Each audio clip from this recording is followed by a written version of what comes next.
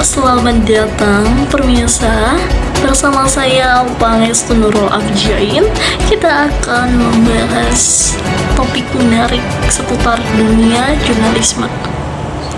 Judul liputan kali ini adalah membangun jurnalisme profesional, analisis dan keterkaitan sejarah undang-undang, pers, dan kode etik jurnalistik. Jurnalisme adalah salah satu pilar demokrasi. Namun untuk sampai pada titik ini, jurnalisme menengah perjalanan sejarah panjang baik di dunia maupun di Indonesia. Selanjutnya kita masuk ke materi tentang sejarah jurnalistik di dunia. Oke, pemirsa, mari kita awali dengan menengok sejarah dunia. Pada masa Romawi kuno sekitar 100 tahun sebelum Masehi dikenal dengan Akte Diurna, yaitu papan pengumuman pertama yang menjadi cikal bakal surat kabar. Bahkan Julius Caesar disebut sebagai bapak pers dunia. Tradisi jurnalistik juga berkembang di Mesir kuno melalui papirus sebagai media penyampaian informasi. Di Tiongkok pada abad ke-7 muncul Kaisar Keyuan yang mempublikasikan Qingpao, surat kabar resmi kekaisaran. Lalu pada abad ke-15 penemuan mesin cetak oleh Johannes Gutenberg makin mempercepat penyebaran informasi.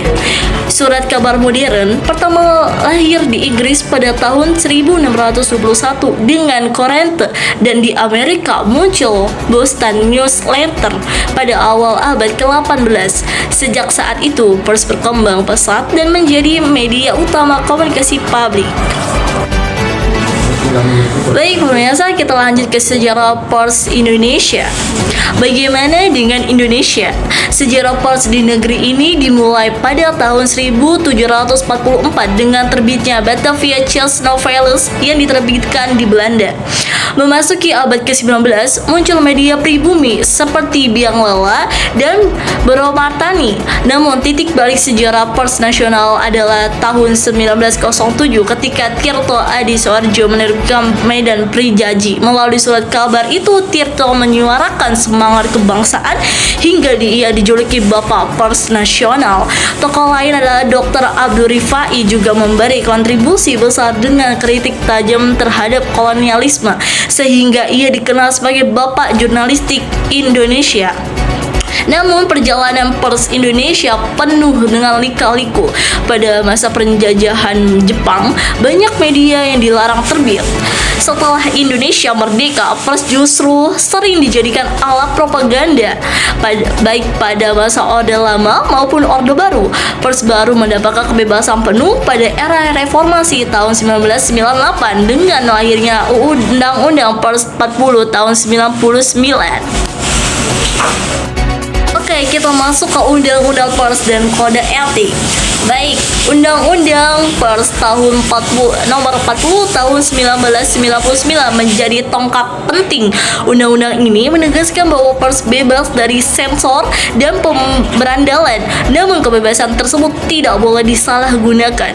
Untuk wartawan harus mematuhi kode etik jurnalistik.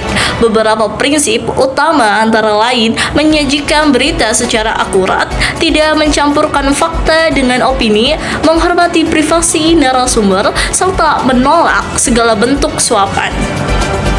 Dengan adanya undang-undang dan kode etik, diharapkan pers Indonesia dapat benar-benar profesional, menjaga independensi, sekaligus memberi manfaat bagi masyarakat luas. Baik pemirsa, dari perjalanan panjang sejarah pers di dunia dan Indonesia, kita dapat menyimpulkan bahwa jurnalisme adalah profesi yang penuh tanggung jawab. Kebebasan pers memang penting, tetapi harus berjalan seiring dengan etika dan integritas. Dengan begitu, pers tidak hanya menjadi penyampai berita, tetapi juga pilar penting dalam menjaga demokrasi dan keadilan sosial. Saya Pangestu Nurul, terima kasih telah menyimak Learning Journal. Sampai jumpa dalam Learning Journal pertemuan berikutnya. See you next time.